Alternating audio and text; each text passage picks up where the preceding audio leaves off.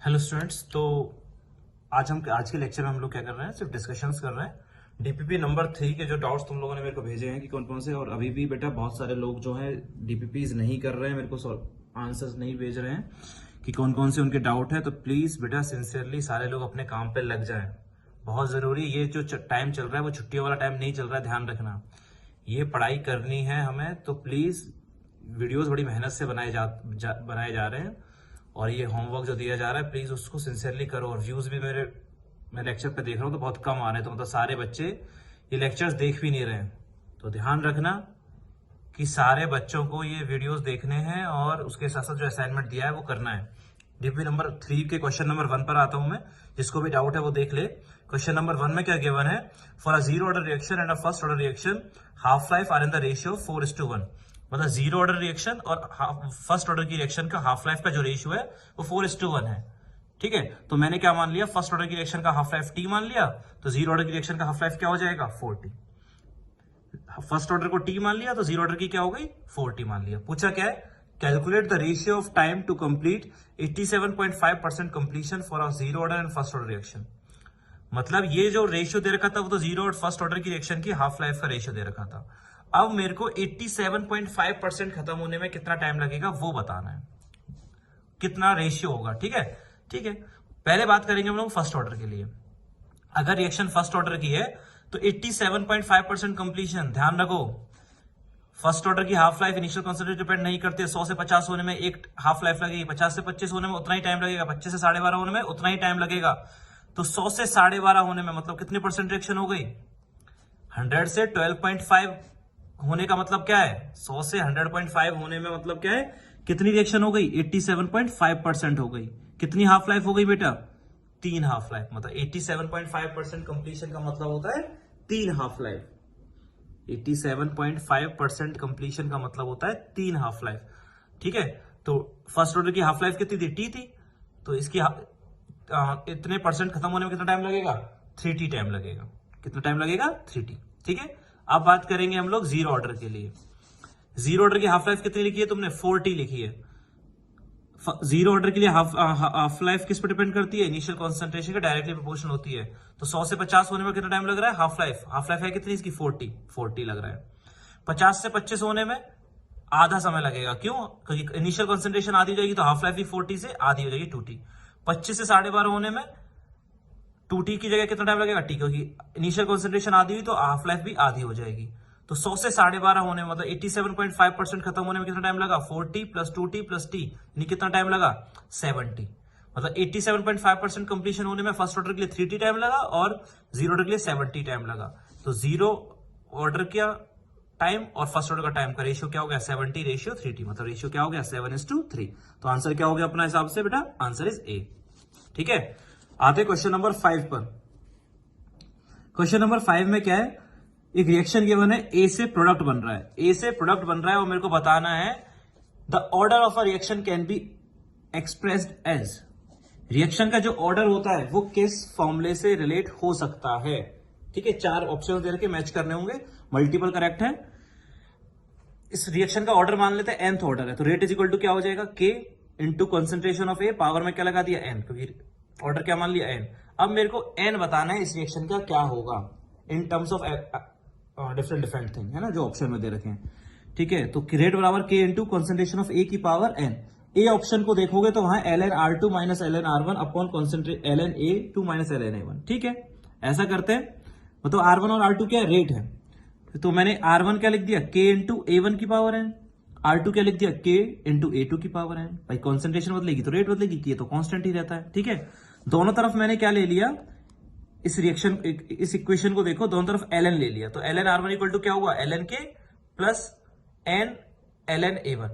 ठीक है, वो log a b क्या होता है, log a plus log b, और log a की पावर b क्या होता है, b log a। तो ln r1 is equal to ln k plus n ln a1। ठीक है ना, n बाहर आ जाएगा। ठीक है, सिमिलरली इस इक्वेशन में भी ln ले लो दोनों तरफ, ln r2 is equal to ln k plus n ln a2। ठीक है, इस इक्वेशन को फर्स्ट बोल दो, इसको क्या बोल दो, सेकंड बोल दो। सेकंड में से फर्स्ट को माइनस कर दो तो क्या हो जाएगा, ln r2 minus ln r1। Second में से फर्स्ट को माइनस किया तो ln r2 minus ln r1 is equal to क्या, ln k minus ln k तो चला जाएगा, क्या बचेगा n ln_a2 minus ln_a1, ln_a2 minus ln_a1, ठीक है। तो यहां से n क्या हो गया, इस ln_a2 माइनस ln_a1 को इधर भेज दो, इस ln_a2 माइनस ln_a1 को इधर भेज दो, तो क्या हो जाएगा ln_r2 minus ln_r1 upon ln_a2 minus ln_a1 is equal to n। शायद यही ऑप्शन कौन सा था, ए, मतलब order is equal to this आ गया। तो आंसर क्या, पहला ऑप्शन सही है नहीं है, सही है, दोनों तरफ ln लेना था, ठीक है। दूसरा ऑप्शन चेक करेंगे, दूसरे ऑप्शन में क्या है, हाफ लाइफ और ए नॉट के बीच में रिलेशन है। तो हाफ लाइफ और ए नॉट के बीच में क्या रिलेशन लिखाया था मैंने, half life is inversely proportional to A naught की पावर n-1, यही बताया था। तो t12 upon t12 is equal to a02 upon a01 की पावर n-1, इनवर्स रिलेशन है। तो t12 ऊपर आ रहा है तो a01 नीचे आएगा, ठीक है। दोनों तरफ क्या ले लिया मैंने, ln ले लिया, ln t12 upon t12 is equal to n-1 ln a02 upon ln a01, ठीक है। log a अपॉन b क्या होता है, log a minus log b, तो ये क्या हो जाएगा ln t12 minus ln t12, और ये क्या हो जाएगा ln a02 minus ln a01, इसको इधर भेज दोगे तो अपॉन में चला जाएगा ln a02 minus ln a01 is equal to कितना आएगा n-1, तो +1 को इधर भेज देना, -1 को इधर भेज देना, तो +1 हो जाएगा is equal to n। Option में हमें क्या दे रखा था, ऑर्डर इज इक्वल टू, ये सिर्फ एक्सप्रेशन दे रखा है, लेकिन ऑर्डर इसके बराबर नहीं होगा, ये +1 होगा, ठीक है। तो बी ऑप्शन क्या हो गया बेटा, इनकरेक्ट हो गया। दोनों तरफ ln ही लेना है और कुछ नहीं करना है, ठीक है। लॉग की प्रॉपर्टीज। तीसरे ऑप्शन में क्या है, तीसरे ऑप्शन में माइनस da/dt की फॉर्म दे रखी है। रेट इज इक्वल टू क्या होगा, k इंटू ए की पावर n। रेट को क्या लिख दूंगा मैं, minus da/dt is equal to k into A की पावर n। k को इधर भेज दूंगा तो minus da upon k into dt is equal to A की पावर n। अब क्या ले लेता हूं दोनों तरफ, ln ले लेता हूं, तो ln क्या हो जाएगा, minus da upon k dt is equal to n ln a।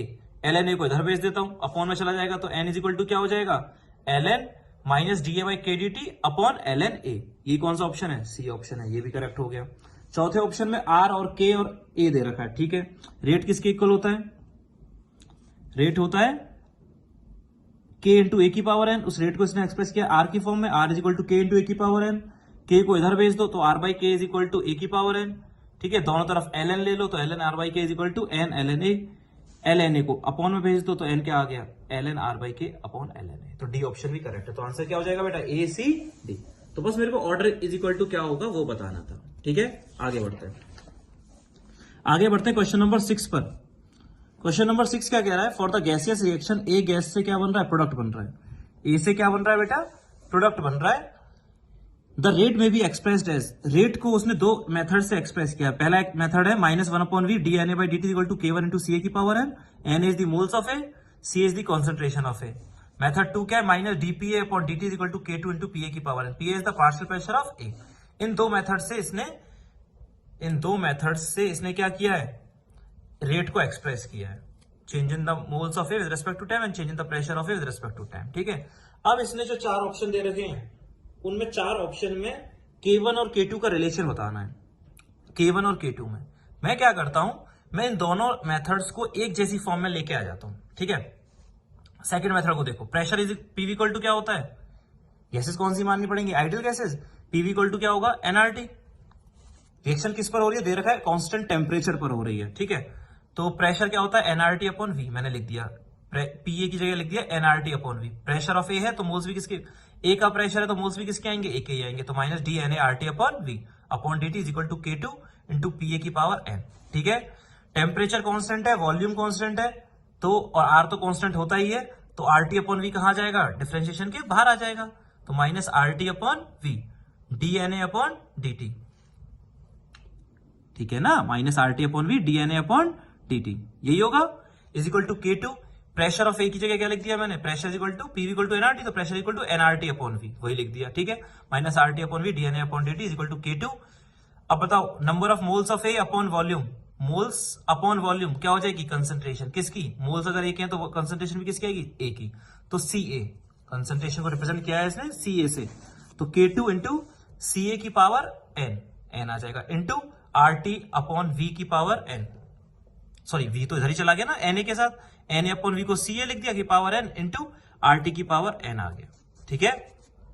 Are T की पावर n आ जाएगा।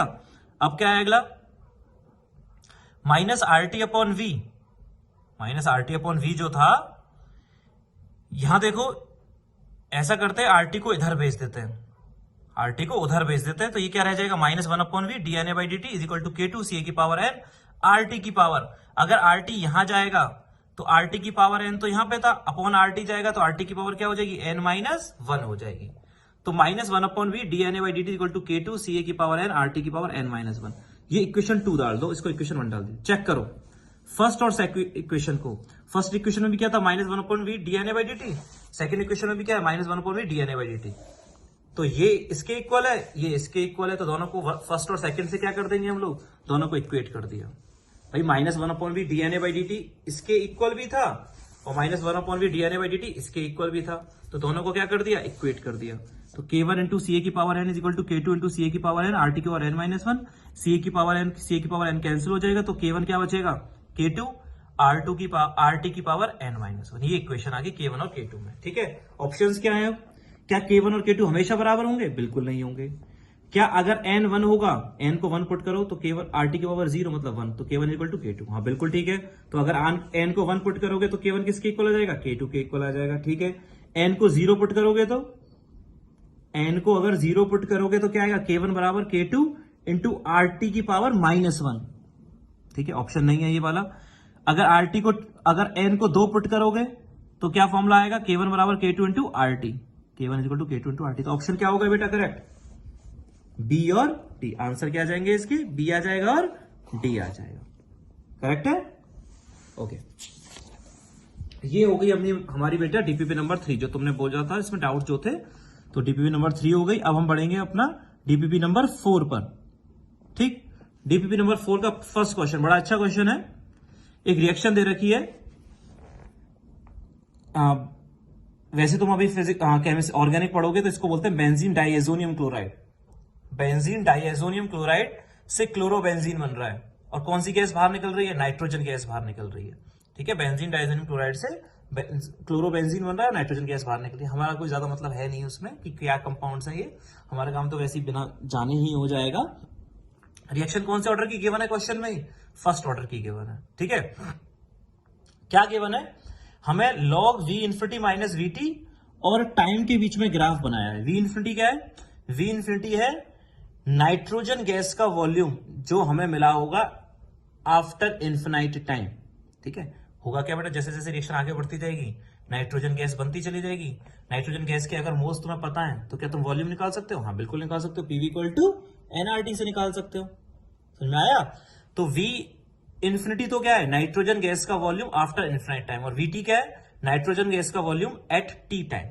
ठीक, क्या निकालना है मेरे को बेटा, मेरे को टाइम बताना है 75% रिएक्शन होने में कितना लगेगा। ठीक है, अगर K पता लग गया तो आंसर आ जाएगा। अगर 75% रिएक्शन होने में कितना टाइम लगेगा मेरे को पता है, फर्स्ट ऑर्डर के लिए 2 हाफ लाइफ लगेंगी। ठीक है, 75% रिएक्शन का मतलब क्या है, 2 हाफ लाइफ। हाफ लाइफ कैसे निकालते हैं, ln2/k। तो मेरा काम सिर्फ और सिर्फ क्या निकालना है, K निकालना है। ठीक है, लेकिन K निकालने के लिए उसने ग्राफ दे रखा है, उस ग्राफ की ना, उस ग्राफ को देखोगे तो स्लोप निकल सकती है, लेकिन उस ग्राफ की स्लोप हमें बताएगी क्या, वो तो पता चलना चाहिए। तो हमें इक्वेशन बनानी पड़ेगी log V infinity minus VT और T के बीच में। बना लेते हैं, फिर बताएंगे स्लोप क्या होगी। अच्छा, इनिशियल कंसंट्रेशन कितनी मान लेता हूं इसकी, A0। ठीक है, T टाइम पर कंसंट्रेशन क्या हो जाएगी, A0 माइनस X, तो ये क्या बनेगा, X मोलर बनेगा। ठीक है, इन्फिनिट टाइम के बाद ये लगभग पूरा खत्म हो जाएगा तो A0 बन जाएगा। अब बताओ, जितना ज्यादा ये बनेगा, जितने ज्यादा मोल्स इसके बनेंगे, वॉल्यूम भी इसका ही क्या होगा, उतना ही ज्यादा होगा। भाई जितना नाइट्रोजन गैस के जितने ज्यादा मोल्स बनेंगे, नाइट्रोजन गैस का वॉल्यूम भी उतना ही क्या होगा, ज्यादा होगा, क्योंकि वॉल्यूम क्या होता है, nRT/V। भाई वॉल्यूम होता है nRT/P। तो मैं वॉल्यूम को डायरेक्टली किससे रिलेट कर सकता हूं बेटा, मोल से कर सकता हूं ना। अगर प्रेशर टेम्परेचर की कंडीशन सही, प्रेशर और टेम्परेचर कांस्टेंट रखें तो बिल्कुल ठीक है। ठीक है, तो जितने ज्यादा मोल्स इसके बनेंगे, इसका वॉल्यूम भी उतना ही ज्यादा होगा। तो ये जो X मोलर बेटा बना है, मैं उसे किससे डायरेक्टली रिलेट कर सकता हूं, VT से कर सकता हूं, नहीं कर सकता हूं। VT क्या है, volume of N2 at time T। X भी क्या है, मोलरिटी ऑफ N2 या moles of N2 at time T। ठीक है, N2 के कितने मोल्स बने एट टाइम T। तो मैं इसको, तुम बोलोगे यार मोलरिटी हम फॉर्मूले में तो K बराबर 1/T ln A0 upon volume क्या लिखते हैं, K बराबर 1/T ln initial concentration of this, वो क्या होगी A0 अपॉन T टाइम पे कंसंट्रेशन A0 माइनस X। ठीक है, K का फॉर्मूला क्या होगा, K बराबर 1/T ln initial concentration of reactant, मैंने A0 मानी है, टी टाइम पर कंसंट्रेशन ऑफ रिएक्टेंट मैंने ए नॉट माइनस एक्स मानी है, ठीक है। वॉल्यूम क्या मान के चल रहे हैं हम लोग, जैसे जैसे रिएक्शन आगे बढ़ रही है, रिएक्शन का वॉल्यूम मतलब कॉन्सेंट्रेट, मतलब जिस कंटेनर में हो रही है उसका वॉल्यूम क्या नहीं हो रहा है, चेंज नहीं हो रहा है, ठीक है। तो मैं क्या कहना चाह रहा हूं, N2 गैस के जितने मोल्स बनेंगे उतना ही N2 गैस का वॉल्यूम होगा। तो N2 गैस की जो कॉन्सेंट्रेशन होगी मैं उसको डायरेक्टली रिलेट किससे कर सकता हूं, उसके बनने वाले वॉल्यूम से। तो x को रिलेट कर दिया मैंने VT से और A नॉट को रिलेट कर दिया मैंने V इन्फिनिटी से, क्योंकि x क्या था, टी टाइम पर इसकी कंसेंट्रेशन, जितनी ज्यादा इसकी कंसेंट्रेशन होगी उतना ही इसका वॉल्यूम होगा। A नॉट क्या था, टी इन्फिनाइट टाइम के बाद इसकी कंसेंट्रेशन जितनी ज्यादा होगी उतना ही वॉल्यूम ये मिलेगा। तो ठीक है, फॉर्मूले में रख दो k बराबर 1/t ln A not upon A not minus x. तो A नॉट को किससे रिलेट करा है तुमने, V इन्फिनिटी से, और x को किससे रिलेट करा है तुमने, VT से। तो A नॉट की जगह V इन्फिनिटी रख दिया और x की जगह VT रख दिया। तो k बराबर 1/t V infinity upon V infinity minus VT। Clear है, करना कुछ नहीं है, मैंने यहां पर कंसंट्रेशन को, नाइट्रोजन गैस की जितनी ज्यादा कंसंट्रेशन होगी या जितने ज्यादा मोल्स होंगे उतना ही वॉल्यूम होगा। तो इसकी कंसंट्रेशन को या इसके मोल्स को डायरेक्टली किससे रिलेट कर दिया, इसके वॉल्यूम से रिलेट कर दिया है, ठीक है। तो A नॉट को V इन्फिनिटी से और x को VT से, ठीक है।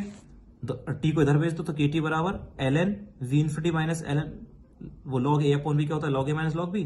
तो ln V infinity minus ln V infinity minus VT, इस ln V infinity minus VT को इधर भेज दो, तो ln V infinity minus VT क्या हो जाएगा, minus KT plus ln V infinity. क्या ग्राफ ln में या log में, log में, तो log में बदलना पड़ेगा। log में कैसे बदलेंगे इसको, 2.303 से मल्टीप्लाई करके, है ना, और इसको भी कैसे बदलेंगे, 2.303 से मल्टीप्लाई करके। तो ऐसा करते हैं, सारे टर्म्स को, इसको और इसको, तीनों टर्म्स को 2.303 से डिवाइड कर देते हैं। इसको करोगे तो क्या बचेगा, log V इन्फिनिटी माइनस, मैंने एक स्टेप खा गया हूं बेटा, कैसे, क्या लिखूंगा मैं, 2.303 V infinity minus VT log में, सॉरी, है ना, is equal to minus KT plus 2.303 log V infinity. मैंने क्या करा, इन तीनों टर्म्स को 2.303 से डिवाइड कर दिया। करोगे तो V infinity minus VT, log V infinity minus VT आएगा, ये माइनस K अपॉन 2.303 T आएगा, ये log V इन्फिनिटी आएगा। ये किस एक्सिस पर है बेटा, Y एक्सिस पर, ये T किस पर है, X एक्सिस पर। तो Y equal to mx plus C। तो स्लोप क्या होगी बेटा इस ग्राफ की, माइनस K अपॉन 2.303। कंपेयर कर लो, स्लोप हो गई माइनस K अपॉन 2.303, ठीक है। लेकिन इस ग्राफ को ध्यान से देखो, ग्राफ में कोऑर्डिनेट्स दे रखे हैं, कोऑर्डिनेट्स को देख के बड़े आराम से बता सकता है स्लोप कितनी दिख रही है उसकी, -6/30 यानी -1/5, यानी यहां से k निकल गया। k कितना निकल गया यहां से, 2.303/5, ठीक है। 75% रिएक्शन खत्म होने का मतलब कितनी half life, 2 half life. Half life कैसे निकालते हैं, ln2/k। तो 2 इंटू ln2 को क्या लिख सकता हूं मैं, 2.303 log 2, 2.303 log 2। और k को क्या लिख सकता हूं मैं, k को क्या लिख सकता हूं बेटा, मैं दे ही रखा है ना, आ चुका है मेरा, 2 ln2 को भी लिख दिया मैंने 2.33 log 2, और k कितना आया था 2.33/5, 2.33/5 5 ऊपर चला गया। तो कितनी मिनट आ गई, 3 मिनट आ गई। log 2 की वैल्यू होती है 0.3, दे रखी है सवाल में। तो 2 इंटू 0.3 इंटू 5 कितनी आ जाएंगी, 3 मिनट आ जाएंगी। क्लियर है। तो बस हमें इस ग्राफ में स्लोप दिख रही थी, तो वो ग्राफ की स्लोप हमें क्या बताएगी वो पता लगाना था। क्लियर हो गया, क्वेश्चन नंबर 1 बड़ा अच्छा क्वेश्चन है। आगे बढ़ते क्वेश्चन नंबर 2 पे, ये भी बड़ा कॉन्सेप्चुअल क्वेश्चन है, ये भी समझ में आना चाहिए ना, बहुत अच्छा क्वेश्चन है। पढ़ते हैं क्वेश्चन नंबर 2 पे। क्वेश्चन नंबर 2 क्या कहता है, the acid catalyse hydrolysis of an organic compound A. एक ऑर्गेनिक कंपाउंड है जिसका एसिड एक हाइड्रोलिसिस कर रहे हैं, ठीक है। हाफ लाइफ 100 मिनट होती है अगर हम बफर लेते हैं pH इज इक्वल टू 5। अगर बफर सॉल्यूशन का pH 5 है तो हाफ लाइफ 100 मिनट है, और बफर सॉल्यूशन का pH अगर 4 है तो हाफ लाइफ 10 मिनट है। दोनों हाफ लाइफ एक ही कंसंट्रेशन पर डिपेंड नहीं कर रही हैं, दोनों हाफ लाइफ एक ही कंसंट्रेशन डिपेंड नहीं कर रही हैं। के का एक्सप्रेशन, रेट का एक्सप्रेशन दे रखा है, रेट बराबर के इंटू ए की पावर ए एच प्लस की पावर बी। अब ये बताओ, बफर सॉल्यूशन अगर है, बफर का मतलब क्या होता है, ऐसी सॉल्यूशन जिनमें एसिड या बेस मिला दो तो पीएच में ज्यादा चेंज नहीं आता है। पीएच में ज्यादा चेंज नहीं आता तो एच प्लस की कंसंट्रेशन में भी ज्यादा चेंज नहीं आएगा। मतलब एच प्लस की कंसंट्रेशन लगभग क्या रहेगी, कांस्टेंट। तो के भी कांस्टेंट है, कंसंट्रेशन ऑफ एच प्लस भी कांस्टेंट है, तो के भी constant, concentration of H plus भी कांस्टेंट। तो ये कांस्टेंट और ये कांस्टेंट, तो इन दोनों का प्रोडक्ट भी क्या हो जाएगा, एक कांस्टेंट हो जाएगा। तो रेट बराबर क्या लिख दिया मैंने, के dash into concentration of A, power में क्या ए, जहां पर के डैश किसके इक्वल हो गया, के into concentration of H plus की पावर बी हो गया। ठीक है, क्योंकि मेरे को पता है H+ की कंसंट्रेशन बदल नहीं रही है। क्यों नहीं बदल रही है? क्योंकि बफर है, बफर में pH चेंज नहीं होता, H+ नहीं बदलता है। क्या दूसरी क्या बात बोली है उसने? हाफ लाइफ ए की कंसंट्रेशन पे डिपेंड नहीं कर रही है। हाफ लाइफ ए की कंसंट्रेशन डिपेंड नहीं कर रही है। इसका मतलब क्या हुआ? ए के रेस्पेक्ट में क्या ऑर्डर हो गया? 1 हो गया। अगर हाफ लाइफ ए की कंसंट्रेशन पे डिपेंड नहीं कर रही है, मतलब ए के रेस्पेक्ट में ऑर्डर क्या हो गया? 1 हो गया। ठीक है, तो ए के रेस्पेक्ट में ऑर्डर 1 हो गया, मतलब small A is equal to क्या आ गया? 1 आ गया। क्योंकि हाफ लाइफ किस इनिशियल कॉन्सेंट्रेट डिपेंड किस ऑर्डर के लिए नहीं करती है? फर्स्ट ऑर्डर के लिए। तो स्मॉल ए की वैल्यू क्या हो गई? 1 आ गई। ठीक है, ए की कंसेंट्रेट डिपेंड नहीं करेगी हाफ लाइफ। ओके, तो रेट इज इक्वल टू क्या आ गया? के डैश कंसेंट्रेशन ऑफ ए की पावर 1। ये कौन से ऑर्डर की रिएक्शन बन गई? Pseudo first order. ये कौन से ऑर्डर की बन गई? Pseudo first order. थी नहीं, दिख फर्स्ट ऑर्डर की रही है। ठीक है, अब ये जो के डैश है वो रेट कांस्टेंट आया तो है, लेकिन वो कौन से ऑर्डर की रिएक्शन के लिए आया है? फर्स्ट ऑर्डर के लिए, स्यूडो फर्स्ट ऑर्डर के लिए। वो किसका है? स्यूडो फर्स्ट ऑर्डर का। स्यूडो फर्स्ट ऑर्डर का क्या है? वो रेट कांस्टेंट है। क्लियर है? अब बताओ के डैश कैसे निकालेंगे? भाई ये जो के डैश है वो किसके रेस्पेक्ट में? फर्स्ट ऑर्डर के रेस्पेक्ट में। और फर्स्ट ऑर्डर के लिए के कैसे निकालते हैं? हाफ लाइफ क्या होती है? ln2/k। तो के क्या हो जाएगा? ln2/ half life. तो के डैश यहां से क्या आ जाएगा? ln2 upon half life. Half life कितनी थी स्टार्टिंग में? हाफ लाइफ कितनी दे रखी है? 100 मिनट। पहला जो केस है उसमें हाफ लाइफ कितनी है? 100 मिनट है। अगर हाफ लाइफ 100 मिनट है तो के डैश क्या हो जाएगा? ln2/100। ध्यान रखना ये के नहीं है, ये के डैश है। क्यों? क्योंकि फर्स्ट ये वाला जो फॉर्मूला होता है वो किसके लिए लगाते हैं हम लोग? फर्स्ट ऑर्डर के लिए लगाते हैं। और फर्स्ट ऑर्डर किसके रेस्पेक्ट में? ए के रेस्पेक्ट में। और उस समय रेट कांस्टेंट कितना है? के डैश। तो के डैश बराबर ln2/100। ठीक है, लेकिन के डैश किसके इक्वल था? के इंटू कंसेंट्रेशन ऑफ H+ की पावर p। तो के इंटू H+। उस समय जब हाफ लाइफ 100 मिनट थी तो pH कितना था? 5 था। pH 5 था तो कंसेंट्रेशन ऑफ H+ कितनी हो जाएगी? जब pH 5 था तो कंसेंट्रेशन ऑफ H+ क्या हो जाएगी? 10 की पावर -5 की पावर b। ठीक है, ये इक्वेशन फर्स्ट हो गई। दूसरा, अब तुमसे कहेगा यार ये कंसेंट्रेशन ऑफ H+ बदल रही है तो रेट कांस्टेंट क्यों बदलना चाहिए? क्योंकि रेट कांस्टेंट तो सिर्फ और सिर्फ किस पे डिपेंड करता है? टेम्परेचर पे करता है। लेकिन कौन सा रेट कांस्टेंट टेम्परेचर पे डिपेंड करेगा? जो रियल होगा। रियल कौन सा रेट कांस्टेंट है? के है। रियल रेट कांस्टेंट कौन है? के। के डैश तो एपरेंट रेट कांस्टेंट है, स्यूडो रेट कांस्टेंट है। ये तो कैसा है? Pseudo rate constant. ये तो टेम्परेचर के साथ साथ H+ की कंसेंट्रेशन पे भी डिपेंड करेगा, क्योंकि के तो सिर्फ डिपेंड करेगा टेम्परेचर पे, तो ये टेम्परेचर पे तो करेगा ही करेगा। उसके साथ साथ H+ की कंसेंट्रेशन बदलेगी तो के डैश भी बदलेगा। ठीक है, तो दूसरी बार हाफ लाइफ कितनी आई है? 10 मिनट। दूसरी बार अगर हाफ लाइफ 10 मिनट आई है तो के डैश भी क्या होगा? बदलेगा। के डैश कितना आएगा? ln2/10। जब हाफ लाइफ 10 मिनट है तो के डैश क्या आएगा? ln2/10 होगा। ठीक है, इज इक्वल टू क्या? इज इक्वल टू क्या? के। अब के नहीं बदलेगा भाई। जब हाफ लाइफ 100 मिनट थी तो भी के लिखा है, हाफ लाइफ 10 मिनट थी तो भी के लिखा है। क्यों? क्योंकि रियल रेट कांस्टेंट सिर्फ और सिर्फ टेम्परेचर बदलने पर बदलेगा। तो के डैश क्यों बदल गया बेटा? क्योंकि के डैश रियल रेट कांस्टेंट है ही नहीं। के dash is a pseudo rate constant और इसके रेस्पेक्ट में रिएक्शन का ऑर्डर क्या है? फर्स्ट है। इसलिए हम लोग ln2/k हाफ लाइफ का फॉर्मूला ln2/k लगा पा रहे हैं, ln2/k डैश लगा पा रहे हैं। ठीक है, तो के जब हाफ लाइफ 10 मिनट थी तो pH कितना था? 4। तो कंसेंट्रेशन कितनी होगी H+ की? 10 की पावर -4 की पावर b।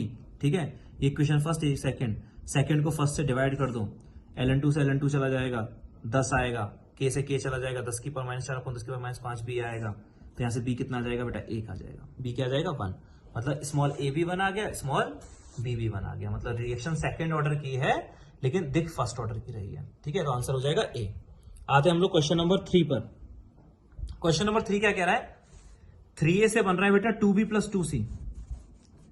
3a से बन रहा है 2b + 2c। 3a से 2b + 2c बन रहा है। ठीक है, रिएक्शन किसकी गिवन है? फर्स्ट ऑर्डर की गिवन है। स्टार्टिंग का प्रेशर है 6 atm। 10 मिनट के बाद नहीं 20 मिनट के बाद प्रेशर दे रखा है 5.05 atm और इन्फिनाइट टाइम के बाद प्रेशर दे रखा है 4.05 atm। कौन सा स्टेटमेंट करेक्ट है? ठीक, स्टार्टिंग का प्रेशर 6 atm, 20 मिनट के बाद 6 - 3x। ये 3x कम होगा तो ये कितना बनेगा? 2x। इसकी बात करेंगे नहीं क्योंकि कौन सा है? ये सॉलिड है।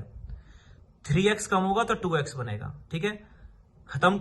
इन्फिनिट टाइम के बाद ये तो लगभग पूरा खत्म हो जाएगा।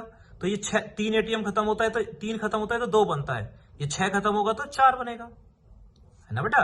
ये 3 मोल खत्म होंगे तो 2 मोल बनेंगे, और ये 6 खत्म होगा तो 4 बनेगा, तो 4 एटीएम। ठीक है, मतलब इन्फिनिट टाइम के बाद बी का प्रेशर कितना आ गया, 4 एटीएम आ गया। इन्फिनिट टाइम के बाद बी का प्रेशर है 4 एटीएम। इन्फिनिट टाइम के बाद कोई और प्रेशर लगा रहा होगा क्या, नहीं, ये तो खत्म ही हो चुका है, बी ही है। लेकिन बेटा क्वेश्चन में एक दिक्कत है, इन्फिनिट टाइम के बाद प्रेशर सवाल में दे रखा है 4.05 एटीएम, लेकिन इन्फिनिट टाइम के बाद प्रेशर हमारे पास तो सिर्फ कितना दिख रहा है, 4 एटीएम। इसका मतलब क्या हुआ कि कहीं ना कहीं 0.05 एटीएम ऐसा प्रेशर है जो कोई और लगा रहा है, क्योंकि इन्फिनिट टाइम के बाद प्रेशर हमारा तो 4 एटीएम आया था, जो बी लगा रहा था, कोई और तो लगाएगा नहीं, और दे सवाल में कितना रखा है, 4.05। इसका मतलब कोई और भी है जो 0.05 लगा रहा होगा। ऑब्वियसली कौन होगा, वो सी होगा। कौन होगा, सी। वेपर प्रेशर पढ़ा था तुमने सॉलिड का फ्रीजिंग पॉइंट में, vapour pressure of liquid, vapour pressure of solid. Vapour pressure सिर्फ और सिर्फ किस पर डिपेंड करता है, टेम्परेचर पे।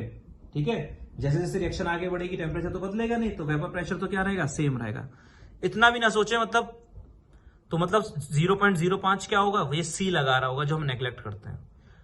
लेकिन ये इन्फिनिट टाइम के बाद अगर 0.05 लगा रहा है तो 20 मिनट बाद भी कितना लगाएगा, 0.05 ही। 10 मिनट के बाद भी कितना लगा रहा होगा, 0.05 ही। क्यों, क्योंकि वेपर प्रेशर सिर्फ और सिर्फ टेम्परेचर पे डिपेंड करता है।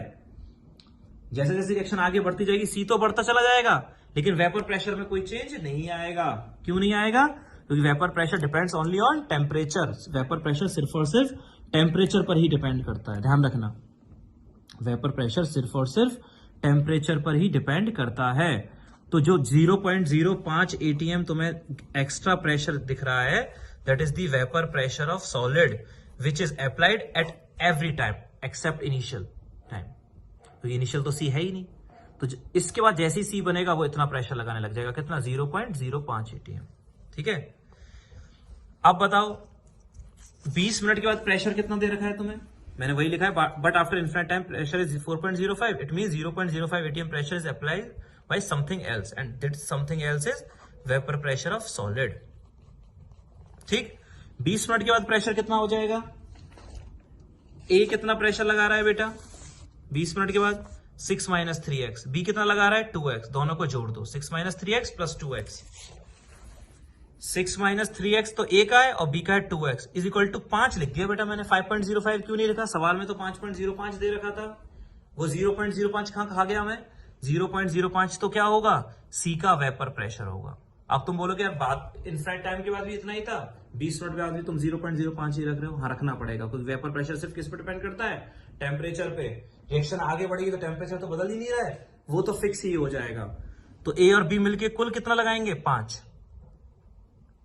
ए और बी मिलके कितना लगाएंगे, 5, तो 0.05 तो सी का होगा। तो यहां से एक्स कितना आ गया, 5 आ गया, एक्स कितना आ गया, यहां से 1 आ गया। तो ए का प्रेशर कितना हो गया, 6 - 3x, कितना हो गया, 6 - 3x, कितना एटीएम, 3 एटीएम।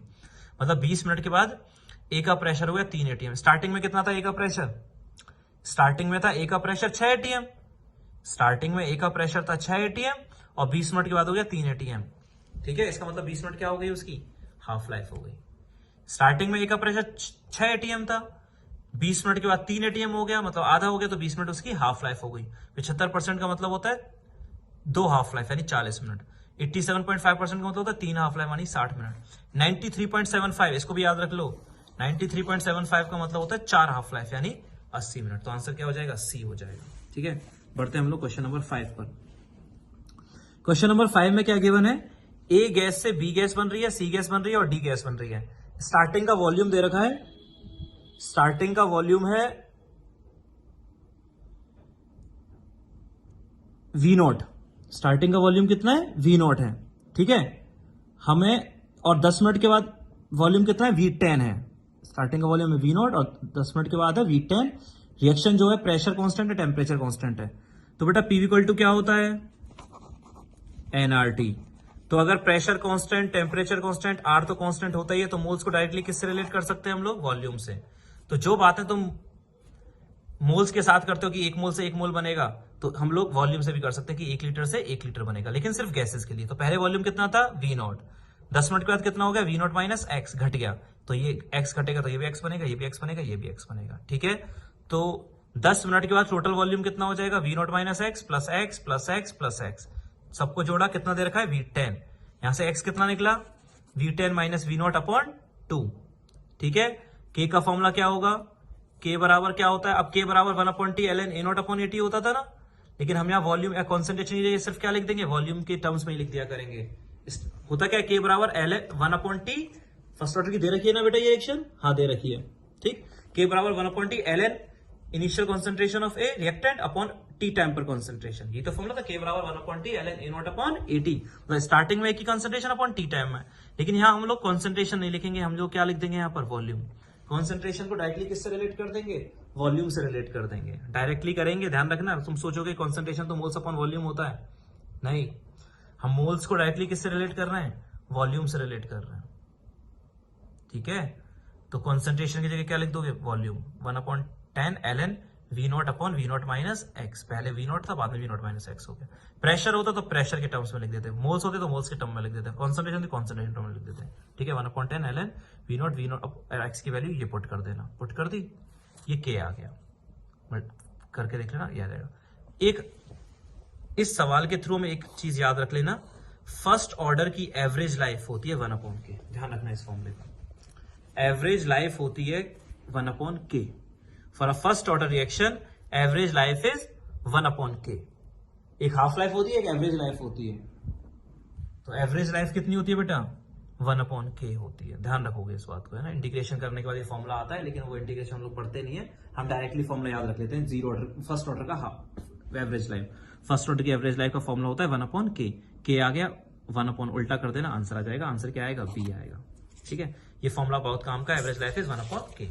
आते हैं हम लोग क्वेश्चन नंबर 8 पर। क्वेश्चन नंबर 8 में क्या कर रखा है, क्वेश्चन नंबर 8 में एक रिएक्शन दे रखी है, ए से क्या बन रहा है, 2b बन रहा है।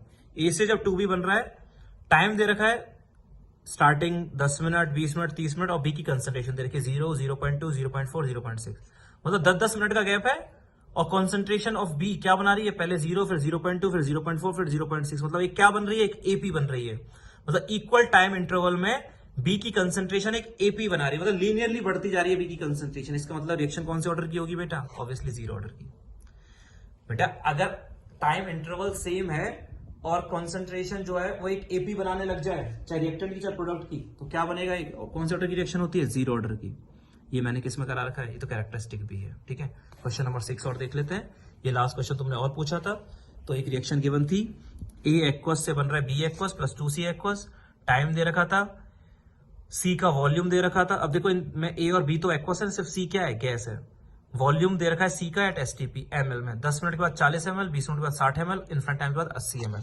कौन सा स्टेटमेंट इसमें से, क्वेश्चन नंबर 6 है ना, इनकरेक्ट है।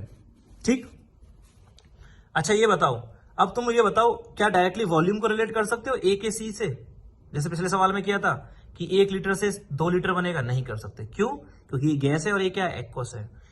मोल्स को तो हम रिलेट कर सकते हैं कि 1 मोल ए से 2 मोल सी बनेगा, 1 मोल ए से 2 मोल सी बनेगा, लेकिन वॉल्यूम को नहीं कर सकते। क्यों, क्योंकि मोल्स को वॉल्यूम से relate PV equal to NRT से करते हो, और पीवी इक्वल टू एनआरटी सिर्फ और सिर्फ किसके लिए लगती है, गैसेस के लिए, गैस थोड़ी है। तुम वॉल्यूम, तुम ध्यान देना, मैं ये जो बात बोल रहा हूं बहुत इंपॉर्टेंट बात है, कि 1 मोल से ए से 2 मोल बी, 2 मोल सी बनेंगे, हाँ बिल्कुल सही बोला है। लेकिन कोई बोले 1 लीटर ए से 2 लीटर सी बनेगा, बिल्कुल गलत है। अगर ये ए गैस होता तो बोल सकता था 1 लीटर से 2 लीटर बनेगा, क्योंकि वॉल्यूम रिलेट सिर्फ तभी किया जा सकता है जब गैसेस हो। ठीक, चलो स्टार्टिंग में कुछ दे नहीं रखे थे बेटा, ए के मोल्स नहीं दे रखे थे ना, नहीं, वो मैंने कैलकुलेट किए हैं बाद में, वो मैंने अभी लिख दिया है। 10 मिनट के बाद क्या दे रखे हैं, इन्फिनिट टाइम के बाद दे रखा है ना बेटा सी, इन्फिनिट टाइम के बाद सी कितना बना हुआ है, 80 ml बना हुआ है। कितना, 80 ml, किस पर है, एसटीपी पर। 80 ml का मतलब कितने मोल हो गए, 80 बटे 22,400 मोल, पता है ना, 1 मोल का वॉल्यूम होता है 22,400 ml, 22.4 लीटर एट एसटीपी, तो 80 ml है तो मोल कितने हो गए, 80/22,400। इन्फिनिट टाइम के बाद है ये, इन्फिनिट टाइम के बाद मतलब ए लगभग क्या हो जाएगा, खत्म हो जाएगा। तो 1 से मोल से कितना बनता है, 2 मोल, मतलब ये 2 मोल बनता है 1 मोल से। तो 80/22,400 अगर बन रहा है, क्योंकि 80 ml दे रखा है ना, 80/22,400 बन रहा है, तो ये कितना रहा होगा, 2 1 से बनता है, तो 80/22,400 40/22,400 से बना होगा। इसलिए स्टार्टिंग में मैंने मोल लिख दिए कितने, 40/22,400। 22,400 मोल, क्योंकि ये इनफाइनाइट टाइम के बाद इतना है, तो ये 2 मोल 1 मोल से बना है, तो 80/22,400 मोल बना होगा 40/22,400 मोल से। ठीक है, 10 मिनट के बाद कितना हो जाएगा? 40/22,400 माइनस एक्स, 40/22,400 माइनस एक्स, और ये कितना बन जाएगा? 2x। कितना बन जाएगा? 2x। ये x कम होगा तो 2x बनेगा, मोल्स की बात कर रहा हूं, तो 40/22,400 माइनस एक्स, और ये बन जाएगा 2x। लेकिन ये बना कितना है 10 मिनट के बाद? C 40 ml। 40 ml मतलब 40/22,400। ठीक है, तो ये 2x इसके इक्वल आ गया 40/22,400। यहां से x कितना आ गया? 20/22,400। यहां पुट कर दो, 20/22,400 पुट करोगे x में तो कितना आ जाएगा? 20/22,400। ठीक है, 20 मिनट के बाद क्या होगा बेटा? 20 मिनट के बाद ये हो जाएगा 40/22,400 माइनस y। ठीक, और ये बन जाएगा 2y बनेगा। और लेकिन देख कितना रखा 20 मिनट के बाद? ये 60 ml। 60 ml मतलब 60/22,400। तो यहां से y निकल जाएगा 30/22,400। इसमें पुट करो तो 40 माइनस 30 तो 10/this। ठीक है, अब देखो ध्यान से, अब ध्यान से देखो, स्टार्टिंग में इसके कितने थे मोल थे? A के 40/22,400। 10 मिनट के बाद आधे हो गए, 20 मिनट के बाद और आधे हो गए, मतलब कौन सी रिएक्शन हो गई? कौन से ऑर्डर की हो गई? फर्स्ट ऑर्डर की, एक जीपी बन रही है। 10 मिनट के बाद आधे हो गए और अगले 10 मिनट में और आधे हो गए। ऐसा किस में होता है बेटा? फर्स्ट ऑर्डर में ही तो होता है। फर्स्ट ऑर्डर की हाफ लाइफ इनिशियल कंसंट्रेशन पर डिपेंड नहीं करती है, तो अगर 10 मिनट पहले 10 मिनट में आधा होगा तो अगले 10 मिनट में और आधा हो जाएगा, अगले 10 मिनट में और आधा हो जाएगा। इसका मतलब कौन सा ऑर्डर है? First order. हाफ लाइफ कितनी आ गई? 10 मिनट। क्यों? क्योंकि 40/22,400 से 20/22,400 होने में उसे कितना समय लग रहा है? 10 मिनट लग रहा है, इसलिए हाफ लाइफ कितनी हो गई? 10 मिनट हो गई। क्लियर है? रिएक्शन का कौन सा ऑर्डर हो गया? फर्स्ट ऑर्डर हो गया। फर्स्ट ऑर्डर कहां से पता लगा बेटा? फर्स्ट ऑर्डर यहां से पता लगा कि इक्वल टाइम इंटरवल में जो कंसंट्रेशन है ए की, वो एक जीपी बना रही है। 0 टाइम पर 10 मिनट और 20 मिनट, मतलब टाइम इंटरवल सेम है, सेम टाइम इंटरवल में concentration of A is making an GP. वो फर्स्ट ऑर्डर में होता है, तो हाफ लाइफ 10 मिनट हो गई। ठीक है, 30 मिनट के बाद इसने सवाल ने पूछा 30 मिनट के बाद क्या होगा? 30 मिनट के बाद 10 मिनट में आधा हो गया, 20 मिनट में फिर आधा हो गया, 30 मिनट में और आधा हो जाएगा, तो 10/22,400 का कितना रह जाएगा? 5/22,400। मतलब कितना रह जाएगा? 5/22,400 रह जाएगा, है ना। ए पहले कितना था? 40/22,400। अब कितना रह गया? 5/22,400। मतलब कितने मोल घटे? पहले 40/22,400 मोल्स थे, अब हो गए 5/22,400। मतलब कितने मोल्स घटे? 35/22,400। एक मोल घटता है तो कितने मोल बनते हैं सी के? ये एक मोल घटेगा तो ये 2 मोल बनेगा। ये कितने मोल घट रहा है? पहले 40/22,400 से 5/22,400 रह गया, मतलब 35/22,400 घट रहा है, तो ये 70/22,400 बनेगा। सी कितने मोल्स बनेगा बेटा? 70/22,400 मोल बनेगा। ठीक है, और इसका मतलब कितने ml बनेगा? 70 ml बनेगा। एसटीपी पर इसका वॉल्यूम जो होगा कितना हो जाएगा? 70 ml। तो ऑप्शन क्या है? सी बी करेक्ट है। हमें इनकरेक्ट बताना। ए करेक्ट हो गया, बी करेक्ट हो गया, सी करेक्ट हो गया, तो आंसर नहीं होंगे, इनकरेक्ट पूछा है। समझ में आया? दोबारा बोलूं क्या? 30 मिनट के बाद और आधा हो गया, तो 5/22,400 हो गया। पहले था 40/22,400, अब वो 5/22,400। कितना घटा? 35/22,400। एक घटता है, 2 बनता है। 35/22,400 घट रहा है तो 70/22,400 बनेगा मोल। तो कितने ml? 70 ml। ठीक है, फोर्थ ऑप्शन, फोर्थ और चेक कर लेते हैं। 99.9% रिएक्शन खत्म होने में कितना समय लगेगा? उसने सवाल ने तो दे रखा है 90 मिनट, हम निकाल लेते हैं। 99.9% रिएक्शन होने में कितना समय लगेगा? के का फॉर्मूला क्या होता है? 1/t ln A0/AT। के को मैंने इधर भेज दिया, टी को मैंने इधर भेज दिया, टी को इधर, के को इधर, तो टी बराबर 1/k ln, फॉर्मूला क्या था? A0/AT।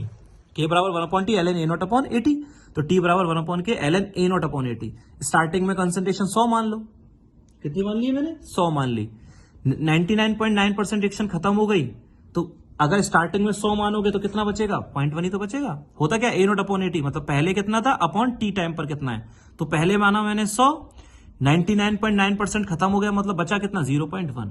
A0 इतना था, AT इतना रह गया, 100/0.1, तो 1/k ln 1000। ln 1000 को मैंने क्या लिख दिया? log 1000। log 1000 कितना होता है? 3। log 1000 कितना होता है? 3 होता है। log ln को log में बदलने के लिए 2.303 से क्या कर दिया? मल्टीप्लाई कर दिया। सही है ना? मैंने एक स्टेप खा गया हूं मैं। यहाँ पे लिखूंगा मैं 1/k 2.303 इंटू log 1000। log 1000 की वैल्यू 3, तो 3 इंटू 2.303 अपॉन के। ठीक है, तो t आ गया 3 इंटू 2.303 अपॉन के को क्या लिख सकते हो तुम? हाफ लाइफ क्या होती है फर्स्ट ऑर्डर की? ln2 बाई के। हाफ लाइफ क्या होती है? ln2 बाई के। तो के क्या हो जाएगा? ln2 by half life.